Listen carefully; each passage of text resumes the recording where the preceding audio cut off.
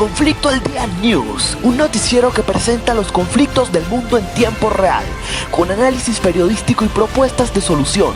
Conducen Avis Natalie Villamizar, Geomar Gutiérrez y Jenfrey Portillo Mora. Hola, bienvenidos. Saludamos a todos nuestros televidentes que nos ven de las diferentes partes del mundo a través de la señal satelital vía streaming por nuestros canales virtuales. Hoy, Conflicto al Día News les estará presentando las causas y posibles soluciones al conflicto que se está viendo desde el año 2011 en el país árabe Siria. Nos vamos rápidamente con Jenfrey Portillo, quien nos estará dando una explicación más exhaustiva y profunda de esta noticia. Adelante, Jenfrey. Muchas gracias, Avis. En marzo de este año se cumplieron 10 años del inicio de la revolución y posterior guerra en Siria. El conflicto empezó como un enfrentamiento entre el régimen dictatorial de Bashar al-Assad y varios grupos opositores que demandaban más democracia, oportunidades económicas y justicia social. Sin embargo, con el paso del tiempo se ha convertido en una guerra en la que se enfrentan grupos muy diversos con el apoyo de diferentes países extranjeros. El 6 de marzo del 2011, un grupo de adolescentes fueron arrestados en la ciudad de Daraa, al suroeste de Siria, por pintar un grafiti contra el régimen de al-Assad. En aquel momento, en varios países de Oriente Medio y Norte de África ya se había iniciado la Primavera Árabe, una serie de movilizaciones que reclamaban más derechos democráticos en Túnez, Libia, Egipto o Yemen. La indignación por las torturas a las que fueron sometidos los jóvenes de Daraa encendió la chispa de la revolución y las protestas se extendieron a las principales ciudades de Siria, como Homs, Alepo y Damasco, la capital del país. El régimen de al-Assad reaccionó con una fuerte represión, arrestando y asesinando a centenares de personas. La primavera árabe había llegado a Siria, pero pronto se convertiría en una de las guerras más complejas y sangrientas del mundo. Tras 10 años de conflicto, Siria se encuentra sumida en una grave crisis económica, con una sociedad dividida y más de 12 millones de personas forzadas a dejar sus hogares y desplazarse dentro o fuera del país, según datos de la Agencia de Naciones Unidas para los Refugiados. Tras los primeros enfrentamientos en 2011, la oposición de al-Assad se fue dividiendo y radicalizando, dando lugar a una multitud de grupos rebeldes que luchaban contra el régimen, pero también entre ellos. En este contexto, creció la influencia de grupos islamistas radicales que a menudo contaban con financiación y armas provenientes de las ricas monarquías del Golfo Pérsico, como Arabia Saudita o Qatar. Al principio de la guerra, tanto estos países árabes como la comunidad internacional, en particular la Unión Europea, Estados Unidos y Turquía, se posicionaron a favor de los rebeldes y en contra del régimen de al-Assad, aunque sin intervenir directamente en el conflicto.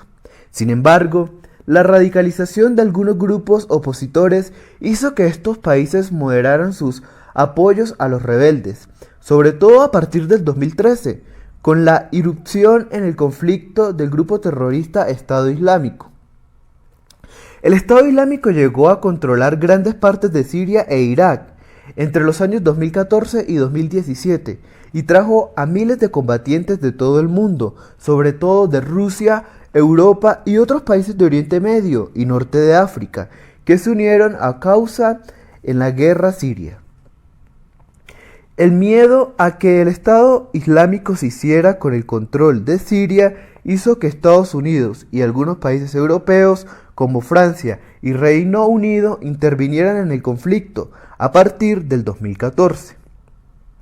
Estos países empezaron a bombardear el Estado Islámico mientras daban apoyo a grupos rebeldes moderados como los milicias kurdas, que también luchaban contra el Estado Islámico. Esto provocó que Rusia e Irán, aliados internacionales de al-Assad, intervinieran en el conflicto para apoyar el régimen. Como consecuencia, Siria se convirtió en el tablero de juego de la geopolítica global. A partir del 2016, el régimen fue recuperando territorio y los grupos rebeldes se fueron debilitando debido a sus divisiones internas. Los kurdos, con el apoyo de Estados Unidos, combatieron al Estado Islámico hasta dejarlo sin territorio en el 2019. Por su parte, Turquía empezó a lanzar una serie de operaciones militares para apoyar a los rebeldes, que, aunque su motivación real era reducir la influencia de los kurdos, con quienes mantienen un conflicto desde hace décadas. Actualmente, la guerra de Siria ha entrado en una fase de estancamiento. El régimen de al-Assad controla la mayor parte del país y cada cierto tiempo lanza ofensivas contra los rebeldes, que se han visto reducidos en la región de Idlib, en el extremo occidental de la frontera con Turquía. La guerra de Siria ha demostrado ser muy compleja porque se entremezclan tensiones sociales, económicas, políticas, étnicas y religiosas. Todas las iniciativas de paz lideradas por la ONU, Estados Unidos y la Unión Europea han fracasado. En cambio, la guerra ha supuesto una oportunidad para que países como Turquía, Rusia e Irán aumenten su influencia en Oriente Medio y en la política internacional. Retomamos al estudio con más información. Muchas gracias, Jeffrey. Estamos analizando el conflicto de Siria desde todas sus aristas. Xiomar Gutiérrez está en el lugar de la noticia junto con el líder de las fuerzas revolucionarias y de oposición de Siria, Nasir Hariri. Adelante, Xiomar. Hola Ibis y televidentes. Nos encontramos en este momento en la región de Idlib, en el extremo occidental de la frontera con Turquía. Hemos llegado hasta aquí, entre el fuego cruzado, para poder entrevistar al señor Nasir Hariri. Cuénteme, señor Nasir, ¿qué piden ustedes para que este fuego pueda ser cesado y bajen las armas? Assad y sus partidarios gobiernan Siria como quieren, con órdenes y circulares. No hay constitución ni un obstáculo que evite que el régimen vulnere los derechos de las personas. Pedimos que hayan elecciones libres y justas en Siria, puesto que este gobierno no ha hecho concesiones por su propia voluntad desde que llegó al poder. La comunidad internacional está obligada a proteger a los pueblos de los gobiernos despóticos. Gracias, Xiomar. Nos informan que hemos logrado contacto vía satelital con el presidente de Siria, el señor Bashar al-Assad.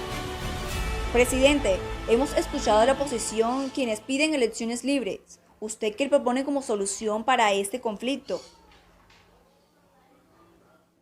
Queremos poner fin a este conflicto que ha traído pobreza y muerte a nuestro pueblo, para lo cual proponemos una mesa de diálogo con mediación de las Naciones Unidas, Estados Unidos, la Unión Europea, Turquía y Rusia. Como muestra de buena voluntad, decretaremos un cese al fuego unilateral y propondremos como tema de discusión un plan de 5 años para lograr una transición del poder que termine con la realización de elecciones supervisadas por la ONU y celebradas con las reglas de la Resolución 2254 del Consejo de Seguridad de Naciones Unidas.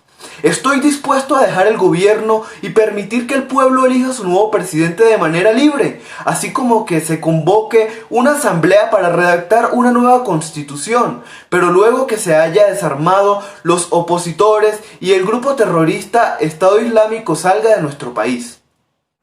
Excelente noticia la que nos da el presidente al-Assad. Hay una propuesta seria de solución al conflicto sirio y usted lo vio primero por nuestra red de noticias. Bueno, se nos ha acabado el tiempo. Hasta acá nuestra emisión. Muchas gracias por acompañarnos en todo este tiempo con la noticia. Nos vemos pronto. Hasta luego.